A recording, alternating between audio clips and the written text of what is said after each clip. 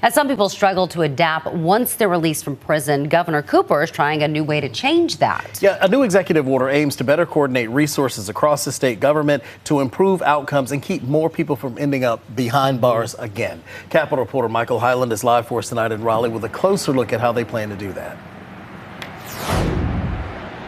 The way the state will approach this will be different than the way it's been done before, with every cabinet agency involved in some way. I talked to one man who's lived through this and is now trying to help others succeed on the outside.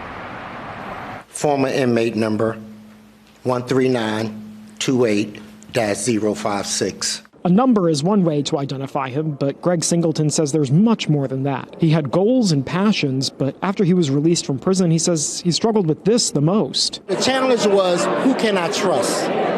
Who can I trust to share my story with? He now serves as the Dean of Workforce and Continuing Education Programs at Central Carolina Community College, helping people who have that same trust issue he did. Because I come from an old school era where we felt like the system was always against us. Democratic Governor Roy Cooper signed an executive order outlining how agencies across state government will work in a new way to improve outcomes for people once they leave prison. North Carolina will be the third state to join the Reentry 2030 program, setting major goals to reach by the end of this decade. Some of those include increasing the number of people in prisons obtaining high school and post-secondary credentials by 75% and cutting in half the number of people leaving prison homeless. NASCAR team owner and former NFL coach Joe Gibbs started Game Plan for Life, which helps inmates earn a degree in pastoral ministry. Every time I have a chance to speak in front of an incarcerated group, I tell them, we serve a God of second chances. Cooper says he'll turn to the General Assembly to keep these programs going after his term is up. We can do what we're doing with the funding that we have now,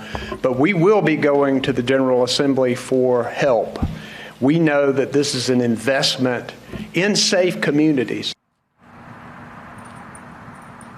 This order also involves working with employers to try to give people second chances and giving training to people who are incarcerated to help try to fill the jobs that employers are struggling to fill.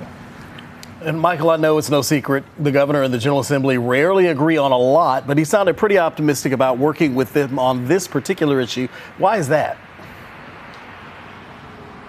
Well, there's been a lot of bipartisan work on this issue over the last few years. Some bills have come out of the General Assembly with Democrats and Republicans supporting them, one of them being the Second Chance Act a few years ago that helps for people who have had records to more easily get them expunged, for example, if they were found not guilty of the crimes they were charged with. So there has been a lot of work in this area already recently. All right. Michael Hyland, thanks so much. We appreciate that.